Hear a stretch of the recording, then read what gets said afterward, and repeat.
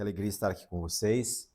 Meu nome é David Melo Júnior, sou casado com a Tati Melo, que vocês já conhecem muito bem, já esteve aqui com vocês a primeira vez. 2 anos já, né, amor? E vocês têm um lugarzinho especial no nosso coração. A gente estava começando a vivência aqui em São Paulo e foi um dos primeiros convites que nós recebemos, foi para vir até aqui.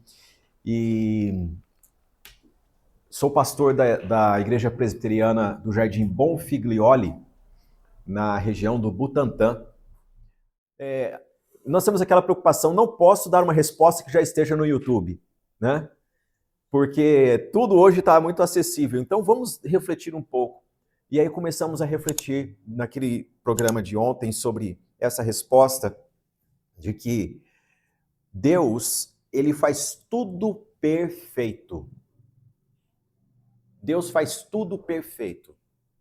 Deus não criou nada na criação, na narrativa da criação, que nós conhecemos muito bem, de Gênesis capítulo 1 até Gênesis 2, 4, parte A, que é o texto da criação primordial. Nós não temos em nenhum momento uma narrativa do tipo que Deus começou alguma coisa e deixou para completá-la no outro dia. Já pararam para pensar nisso? Houve um dia e naquele dia Deus criou tal coisa. Houve outro dia e naquele dia Deus criou outra coisa. E é sempre assim. E tudo quanto Deus criou, ele sentiu satisfação. Deus criou, ele dizia haja, e houve, e viu Deus que era bom. É o que a Bíblia diz. Tudo quanto Deus faz, ele tem prazer, ele tem deleite. E ao criar o homem, tem uma interrupção na narrativa, que ele cria o homem e ao olhar para o homem, ele diz, não é bom. O quê? O homem não é bom? O homem? Não. Ele teve prazer ao criar o homem.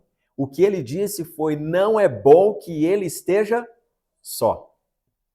Olha que coisa maravilhosa que nós precisamos refletir no texto da criação do homem e da mulher. Deus viu que todas as coisas no firmamento, tudo quanto ele havia criado, era bom demais. Extremamente bom. Excelente. E ao criar o homem, ele faz uma declaração que nós precisamos trabalhar mais ela na nossa vida devocional. É que Deus, vendo o homem sem a mulher, lhe disse, isso não é bom. Isso não é bom. Qual é o lugar do casamento na vida e por que Deus criou o casamento?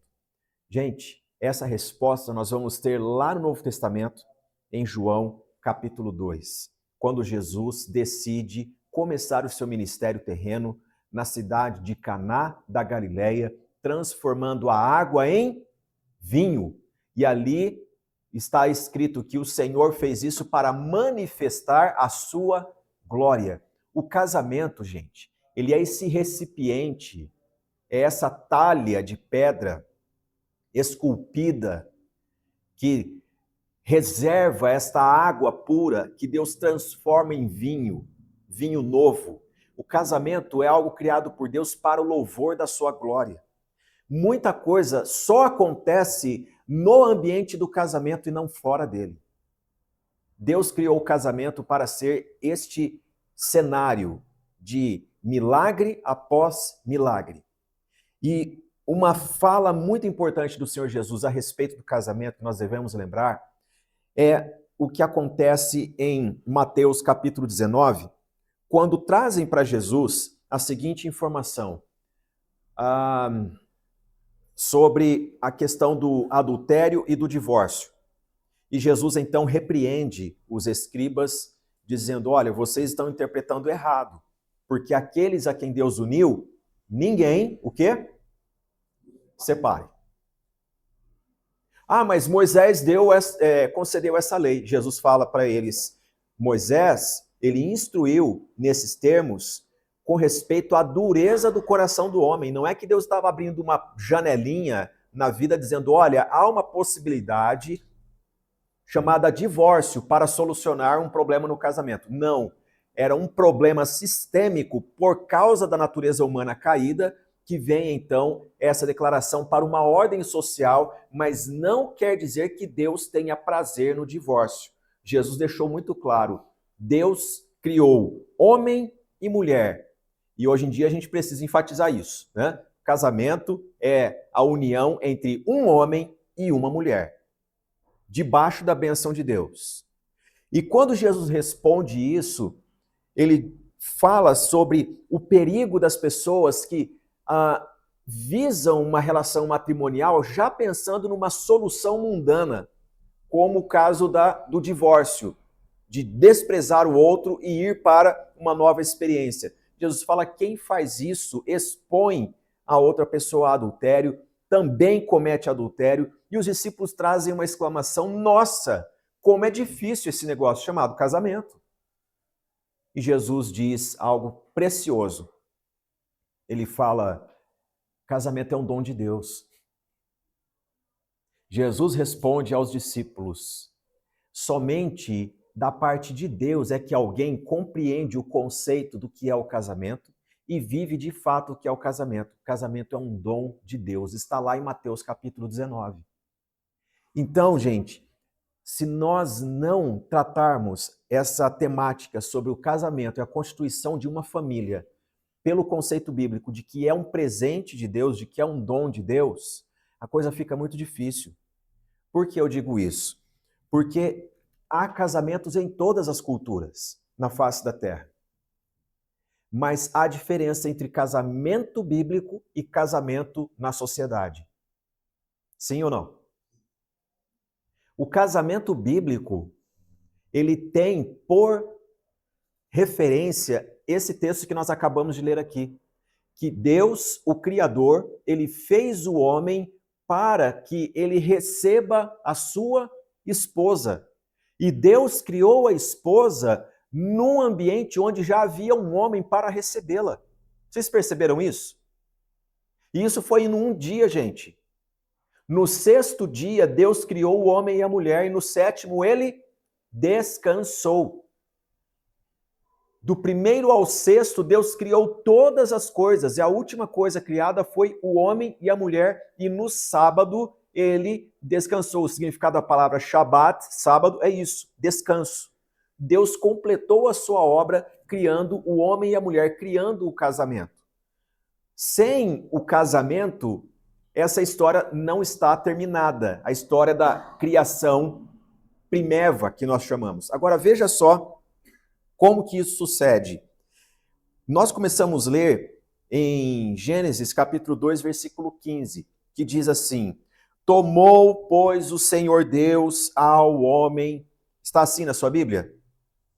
E o colocou no jardim do Éden.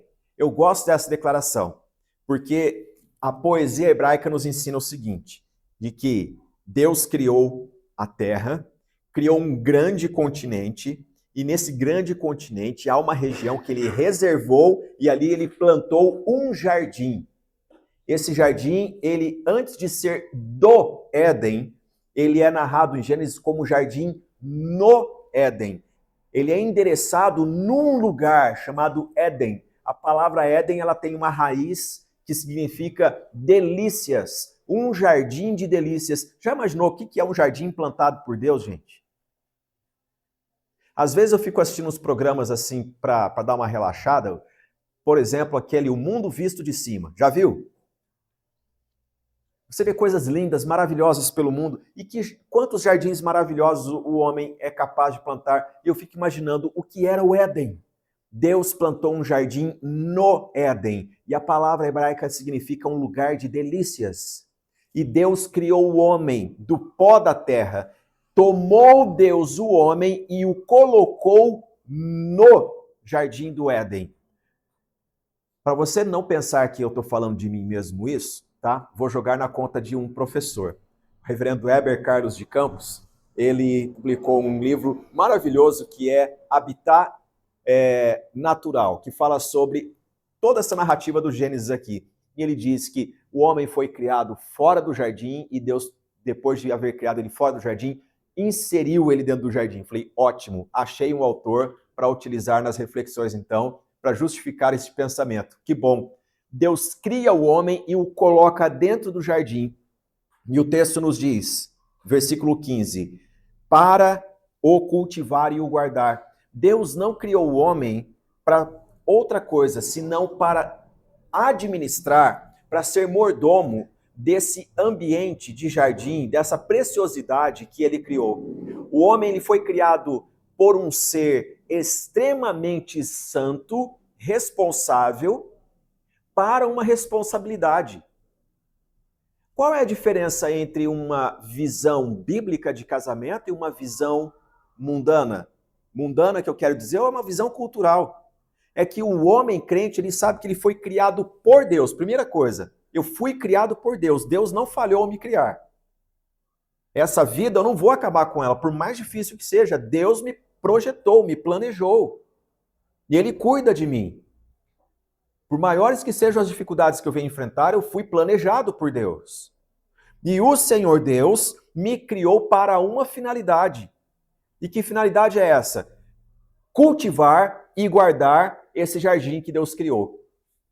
Gente, nós cultivamos quando algo precisa de cuidado, não é verdade? Qual é a diferença de jardim e um matagal, por exemplo? É o cultivo. Você passa pelas rodovias e você vê matas. De repente você vê a entrada de um condomínio e você tem assim canteiros organizados com flores, com grama, com palmeiras e tudo mais. Qual a diferença de uma coisa e outra? É o cultivo. Jardim é feito com uma mente que cultiva. Deus criou o homem e o colocou primordialmente nesse ambiente de cultivo. Cultivo. E com uma responsabilidade, o guardar. Antes de vir para cá, você trancou seu carro? Trancou sua casa? Por quê? Você sabe o valor que isso tem, não é? Esta é uma forma que nós temos de guardar nossas posses. A gente trava, a gente fecha, a gente aciona o alarme, tudo isso. Nós sabemos o quanto custa. Mesma coisa aqui, o texto ele já está anunciando para nós. Primeiro que nós sabemos que o inimigo das nossas almas se rebelou contra o Senhor Deus, caiu e ele já estava rondando essa área aqui. Então o homem ele não era um ser alheio aos perigos da tentação. Não, ele é advertido, você tem que entrar nesse jardim para cultivar e para guardar. Há um perigo rondante e você sabe o valor desse jardim. Cultive e guarde ele. Posto isso, eu gostaria de lembrar os irmãos de uma coisa muito importante na Bíblia. É que nós temos linguagens de aliança no Gênesis.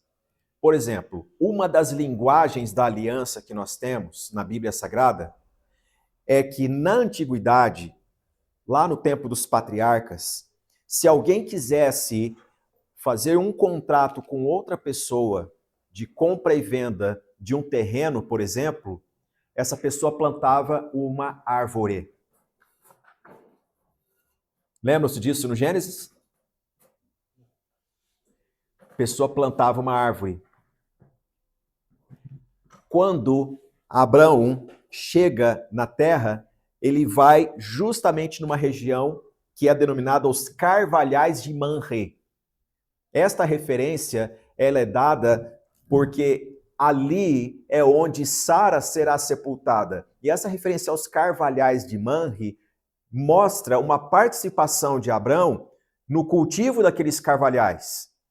E é justamente o lugar onde ele sepulta a sua mulher, a sua esposa. E até hoje está lá o túmulo dela nesta região que ele adquiriu e que selou isso também plantando carvalhos ali. Nós temos linguagem de plantio no Gênesis, nós temos linguagem de troca de filho, a questão de Abraão oferecer Isaac, isso é uma linguagem da aliança desde os tempos remotos e que nós agora, muitas pessoas estão descobrindo isso e falam, nossa, a Bíblia tinha razão, porque arqueólogos vão para aqueles confins do Iraque, da Turquia, da Armênia e acham tabletes onde estão inscritas alianças de, olha, meu filho vai morar na tua casa e o teu vai morar na minha, porque nós estamos em acordo para trocar terras, trocar imóveis. Então, são linguagens da aliança que nós temos no Gênesis. E quando a Bíblia começa a narrar, gente, sobre a relação do homem com Deus, nos fala de um jardim que Deus plantou. É uma linguagem de aliança. Precisamos lembrar disso. Pastor, com quem você aprendeu isso? Reverendo Mauro Meister. Em uma das aulas dele sobre esse texto aqui, eu fiquei fascinado com essa declaração. Ele disse, gente, nós não podemos perder de vista isso. Há uma linguagem dizendo, Deus o tempo todo está lembrando que a aliança com ele é algo importantíssimo. E aí vai culminar lá na circuncisão depois. Na própria carne, o homem carrega esta mensagem, eu fiz uma aliança com Deus, e vai passar para os filhos comunicando, nós somos o povo da aliança. Mas tudo isso começa aqui no Éden.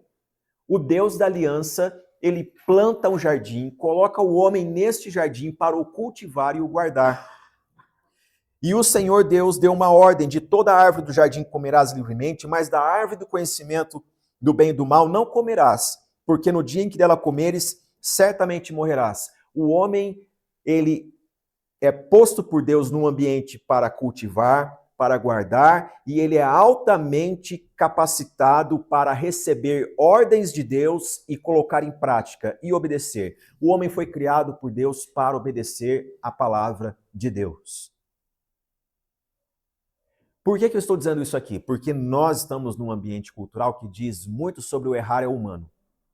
Mas nós precisamos dirimir isso à luz das Escrituras. Porque errar é humano, sim, está aí na cultura. Mas quando se trata de Bíblia Sagrada, nós devemos ter cuidado com isso. Porque a nossa natureza carnal, ela é pecaminosa, mas Deus nos criou para ouvir a voz dele. E se nós ouvirmos a voz de Deus e colocarmos em prática, nós estamos caminhando em obediência. O nome disso é santidade. Santidade. Viver uma vida em santidade. Primeira coisa que eu gostaria de trazer para vocês aqui essa noite, gente, é isso, é que Deus nos criou para ouvir a voz dele e para viver a santidade do casamento. Desde o princípio foi assim. O conceito de que o homem ele vai criando relações, ele vai criando relacionamentos, ele vai criando formas de se relacionar, tudo isso é bonito de se estudar na antropologia, mas quando nós chegamos à palavra de Deus, nós temos essa afirmação clara. Deus criou você com capacidade intelectual e com um coração preparado para receber a palavra dele e viver isso, e viver em aliança com Deus. E aí então o texto sagrado nos ensina que o Senhor, no versículo 18, diz, não é bom que o homem esteja só. Primeiramente, eu quero falar com os homens. O que a Bíblia nos ensina? Gente, nós podemos interpretar essa declaração de duas formas. A primeira é essa que a gente já conhece, que Deus, ao olhar o homem, disse, ele precisa de alguém do lado dele. Ele não pode viver sozinho, ele precisa de alguém do lado dele. Todos os animais têm seu par. E o homem, que eu criei a minha imagem e a minha semelhança. Como que é? Eu vou deixar ele assim? Não. Não é bom que ele esteja só. A segunda forma que nós temos é que na declaração não é bom que ele esteja só, é Deus já prenunciando o que ele está por fazer. Deus já está comunicando o ato da criação da mulher. Far-lhe-ei uma auxiliadora que lhe seja o quê? Idônea. E, gente, a narrativa da criação ela é maravilhosa. Porque Deus, ele faz a mulher a partir do homem. O que significa isso? De alguém vivo, Deus faz outra pessoa viva. Deus não toma por empréstimo em nenhum outro elemento já criado, senão do homem. E por que nós temos aqui essa palavra costela? Eu tenho um amigo pastor que sempre quando ele faz uma cerimônia de casamento, ele menciona isso. Ele já é idoso, eu vi umas 10 cerimônias dele, e ele sempre fala, Deus não fez a mulher do osso, do pé, do calcanhar para que o homem diga: ali foi que você foi tirado. É dali. Eu vou te espezinhar porque é isso que você merece. Não. Deus também não tirou o osso da cabeça para que ela também não diga: olha, você, se não fosse por mim, você não teria o que falta aí. Deus tira da costela. E qual o significado disso? É que a palavra costela que nós temos aqui, ela também uma palavra, vocês podem ver que no versículo 14, a primeira menção de uma nação na Bíblia. Gênesis 2:14, a primeira nação mencionada na Bíblia, vocês viram qual é? A Síria. Por quê? Porque o povo estava cativo na Assíria. O povo tinha conhecimento do que era a Assíria. É uma referência às bandas do Oriente. O povo sabe se orientar geograficamente por essa referência. Por aquele lado lá que o Jardim do Éden foi plantado. E o Senhor Deus, ao comunicar da Assíria, logo depois, na narrativa, no versículo de número 22, fala que da costela o Senhor Deus tomou e transformou numa mulher. A palavra costela, para os assírios, para os povos daquela região, era a mesma palavra para vida. Ou seja, Deus fez cair pesado sono sobre Adão. Gente, casamento é fruto de descanso na visão bíblica. Deus fez Adão descansar e enquanto ele descansava, Deus tira essa costela e traz uma mulher. Deus dá vida, traz vida. É diferente do conceito de alma gêmea. Quantos aqui já ouviram esse conceito? O conceito de alma gêmea é um conceito pagão, um conceito grego que diz que nos primórdios o deus Cronos, ele tem uma relação com a deusa Gaia. E eles, então, desta relação, criam um homem. Só que vem o deus Pan, que era apaixonado por Gaia e não gostava de Cronos. E o Pan divide o homem ao meio.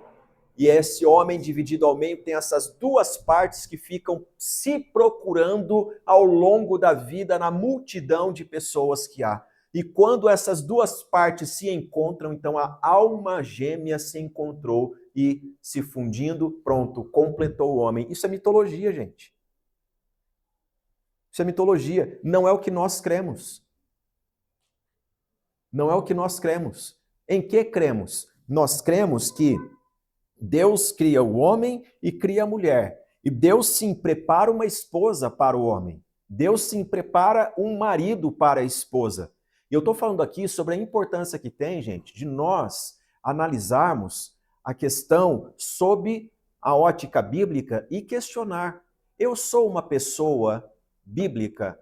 Eu sou alguém inserido na história da Bíblia? Eu tenho Jesus como meu Senhor e Salvador? Eu entreguei minha vida ao Senhor Deus? Eu fui regenerado pelo Espírito Santo? Eu sou um crente segundo a Bíblia? Porque essas promessas e essas verdades diz respeito àqueles que nasceram de novo, gente, o povo de Deus. Eu não posso chegar num bar, abrir a Bíblia e começar a falar isso aqui, porque o povo vai começar a torcer o nariz. Mas para quem foi regenerado pelo Espírito Santo, sabe a preciosidade que tem de dizer: eu sou de Deus, foi Ele que me criou, foi Ele que me planejou, minha vida está nas mãos de Deus, meu relacionamento procede de Deus. Tudo isso. Agora, veja só o que a Bíblia fala no versículo 22. Versículo 21. Então o Senhor Deus fez cair pesado sono sobre o homem, e este adormeceu. Tomou uma das suas costelas e fechou o lugar com carne. Verso 22. E a costela que o Senhor Deus tomou ao homem, transformou-a. Transformou-a. Gente, o que Deus toma, Ele transforma. Transforma.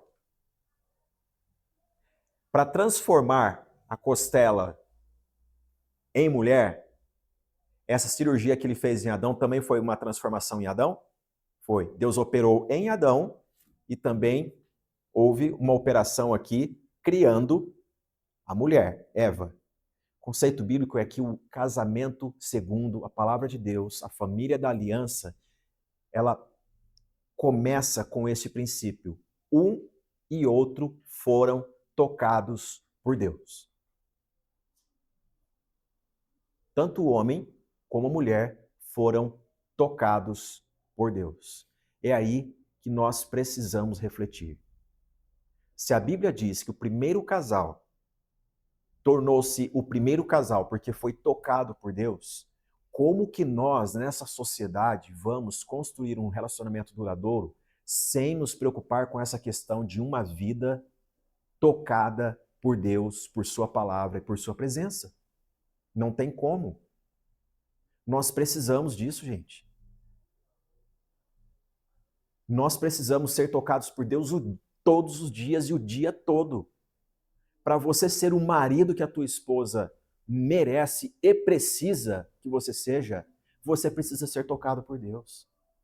Mulheres, para vocês serem a esposa que o seu marido deseja e precisa, também precisa ser tocada por Deus, tratada por Deus. A Bíblia nos ensina isso desde o início. Nada vem pronto. Deus tinha acabado de fazer Adão, não é? Mas ele mexeu em Adão de novo para o casamento. E aí? Temos uma mensagem aqui?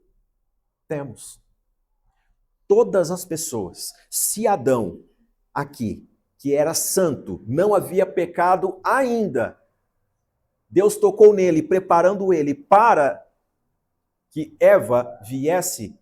Imagine nós, homens, nessa cultura. Precisamos ou não ser tocados por Deus? Sim, meus irmãos, precisamos.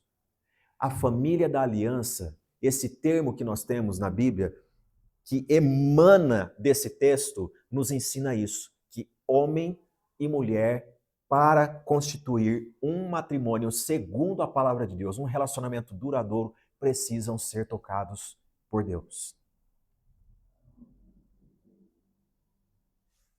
Ao dizer isso, a palavra do Senhor nos diz que o Senhor trouxe a mulher até Adão e disse o homem: esta, afinal, é osso dos meus ossos e carne da minha carne.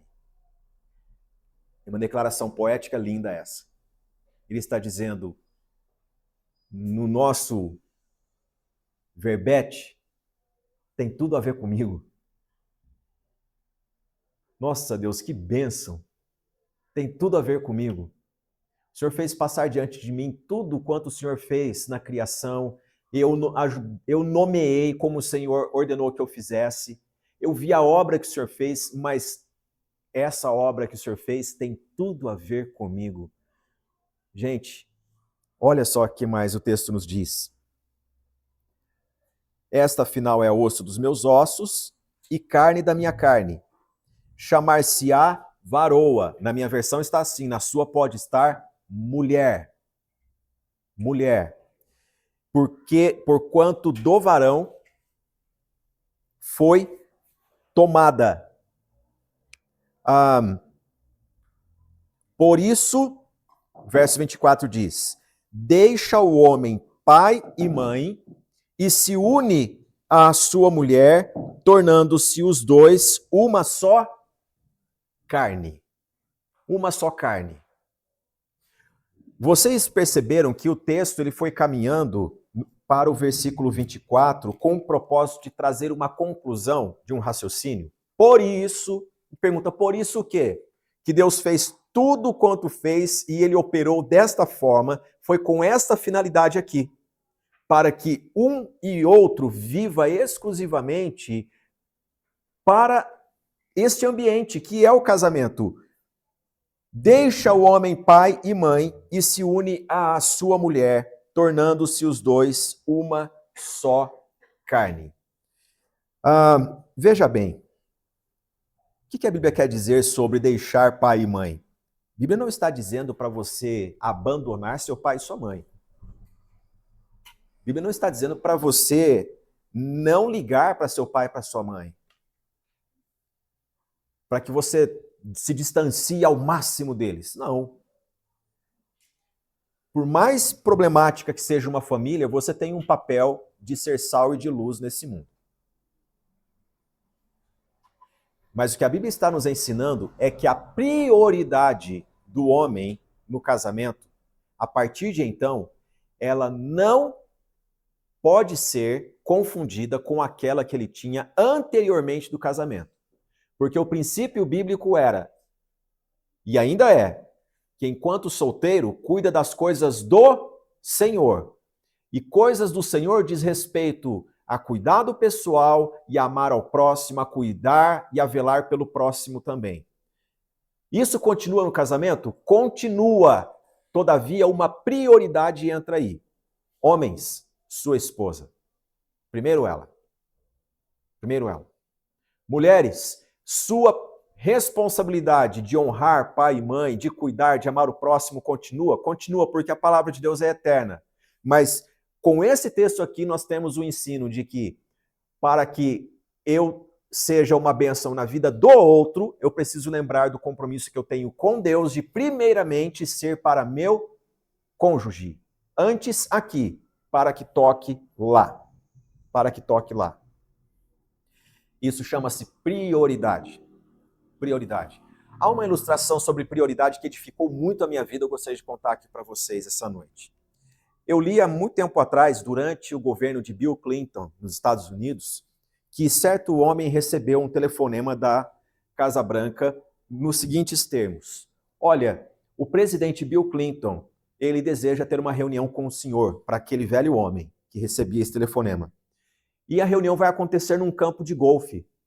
Um helicóptero vai pousar no endereço tal, vai pegar o senhor e vai levar até o campo de golfe, onde o senhor vai desfrutar de uma partida de golfe com o presidente e lá vocês vão conversar. E depois o helicóptero traz o senhor de volta para a sua cidade. Tudo bem? O homem disse, não tá bem. Não vou. A pessoa do outro lado disse assim, como assim? É o homem mais importante do mundo, é o homem mais poderoso do mundo, é o presidente dos Estados Unidos. Como o senhor disse que não vai? Eu não vou. Pois tem uma prioridade em família. E a pessoa insistiu, mas a tua família não pode esperar? Afinal de contas, é o presidente que está te chamando. Não, minha família não pode esperar. Ele que espere. Não dá. Nesse dia, nesse tempo, não dá. Tenho compromisso. Tchau. Desligou. Aquilo despertou interesse nos jornalistas. Vamos entrevistar este homem, porque tem gente no mundo inteiro que gostaria de ter uma audiência de 10 minutos com o presidente. Esse cara foi chamado para jogar uma partida de golfe. Olha que coisa chique.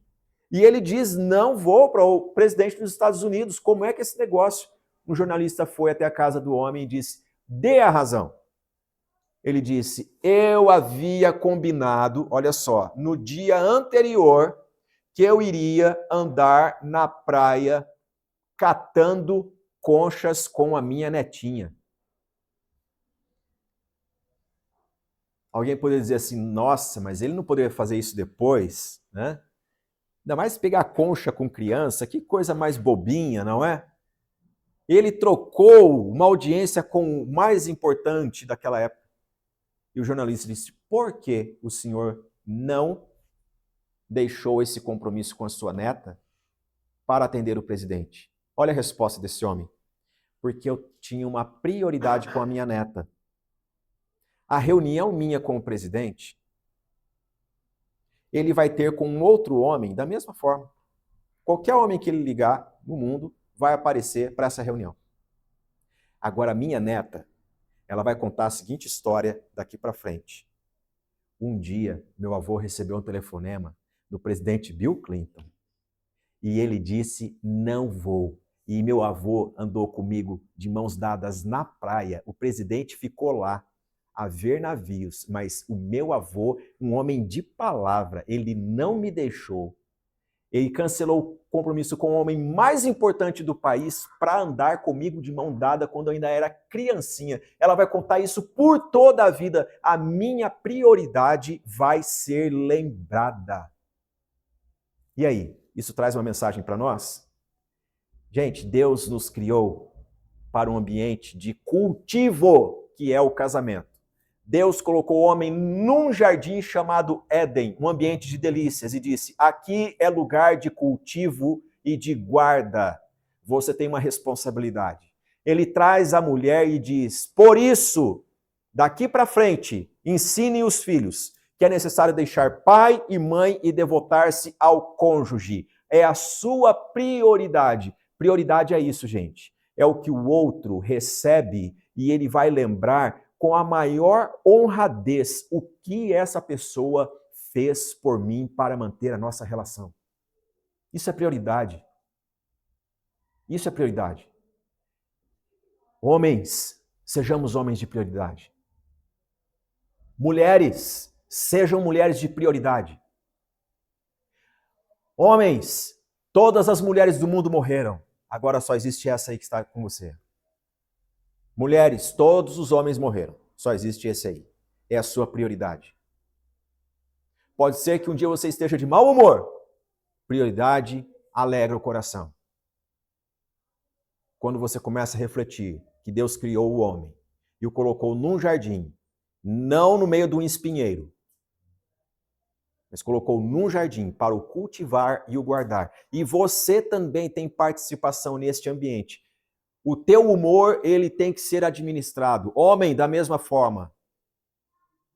Nós, então, entramos numa atmosfera de compromisso com o Deus da criação, temos uma aliança com esse Deus para fazer funcionar esse ambiente de delícias que é o casamento. Este é o ensino da palavra de Deus sobre o primeiro casal da Bíblia. Ô, gente, casamento de Adão e Eva teve problema? O maior problema de todos. O maior, que foi saber a verdade, saber conhecer a palavra de Deus, mas não obedecer a palavra de Deus. O maior problema que derivou todos os problemas que nós enfrentamos. E quando o Senhor Deus vem na viração do dia para ter comunhão com eles, o Senhor pergunta onde eles estão. Adão, onde estás? Ele estava escondendo-se da presença do Senhor, nos diz a palavra. Por quê?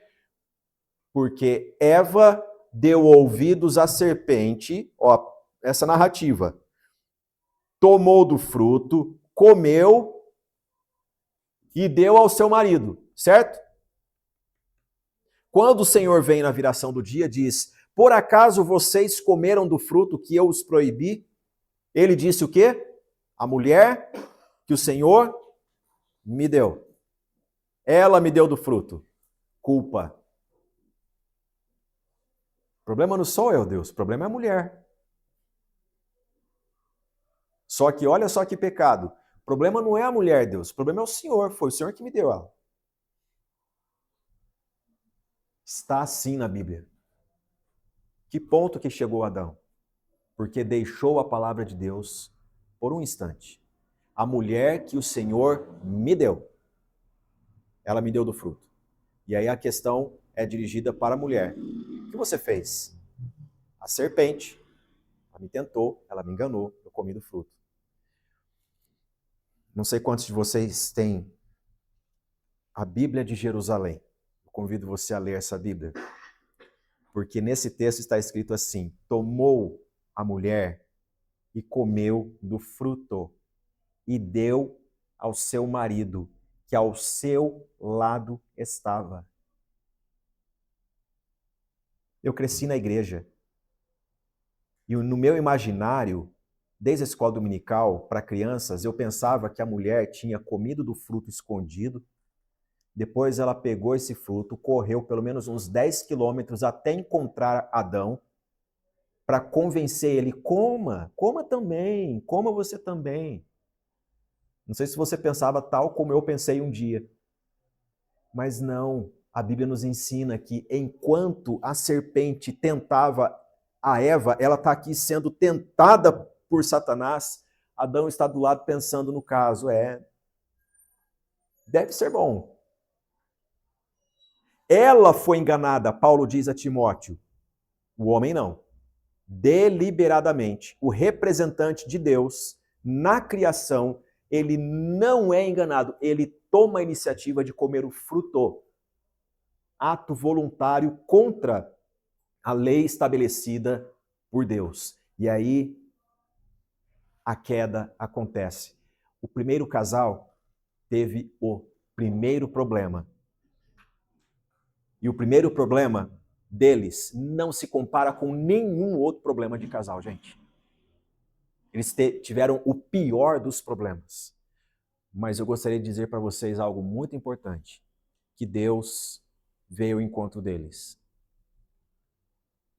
Você se lembra daquele hino, Sou Feliz com Jesus? O que diz? Numa estrofe diz que o par culpado no jardim alcançou perdão, graça do Senhor. E como foi isso? Deus veio ao encontro deste casal e ao vê-los vestidos com roupas de pé de figueiras, de folhas de figueiras, Deus, não é assim que vocês vão se vestir.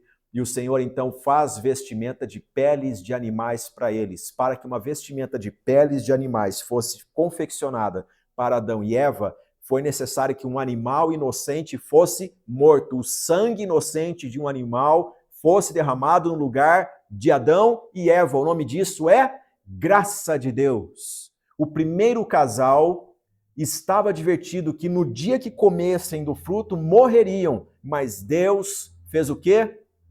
Puniu um animal inocente, verteu um sangue inocente, já prenunciando o que faria na cruz do Calvário por meio de Jesus Cristo. Gente, Deus é a única pessoa que soluciona um problema grande de um casal.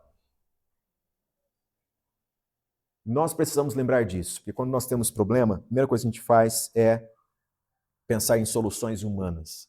Mas nós devemos lembrar que Deus veio ao encontro de Adão e Eva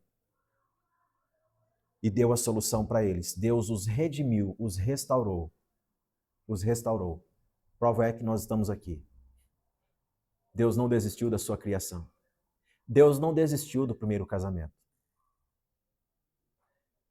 A família da aliança é essa família que sabe que Deus os criou e que mesmo o pior pecado, quando adentra, Deus não desiste desse casamento. Deus tem graça sobre graça para este casal. Ao meditar nisso, eu me lembro de uma ilustração que eu ouvi do Max Lucado há muito tempo atrás. Em uma das vindas dele para o Brasil, ele estava lançando um livro que falava sobre esse assunto. E na ilustração dele foi sobre uma mulher que soube de um pecado abominável do seu esposo. E ela então, muito ferida, recebeu o conselho da família: deixa esse homem, você é nova ainda, deixa esse homem. Tem outros, você é linda, vão cortejar você, você vai conseguir outro relacionamento, deixa este homem. Ela se lembrou que um dia havia entrado numa igreja de véu e de grinalda, acompanhada de seu pai, e que ela fez uma oração no altar devotando a sua vida em amar aquele homem. E ela falou: o primeiro casal, quando pecou, Deus veio ao encontro deles. Eu vou fazer uma pergunta e vou dormir. Deus, no meu caso, qual seria a solução? A história se encerra da seguinte maneira, que o homem passou a noite bebendo, contrariado, com remorso por tudo que ele havia feito e estava colocando sua família à bancarrota. Voltou para casa embriagado, mas chegou na mesinha da sala e havia um bilhetinho dizendo que com a graça e o perdão que nós recebemos, nós somos educados pelo Senhor a perdoar também os outros, porque o perdão transforma. E ela escrevia assim: eu te amo e eu creio que o Senhor que tocou Adão também pode tocar sua vida. Podemos continuar. Aquele homem deixou aquele vício naquele dia. Não voltou mais à prática do pecado. Aquele casamento foi restaurado. E aquele casal constituiu uma linda família. Se nós levarmos isso para um programa de auditório na TV, vai ter um monte de gente palpitando, deixa ele ou deixa ela. Mas quando a gente lê a Bíblia e vê o caso do primeiro casal, nós temos uma mensagem. O Deus da aliança não desistiu do primeiro casamento. Lembremos dessa mensagem. Servimos a esse Deus. Deus tem a resposta, perdão e solução para todos os relacionamentos, gente. Para todos, para todos. E Ele preserva a nossa vida. Preserva a nossa vida. Eu gostaria de convidar você a se colocar em pé e nós orarmos esse momento.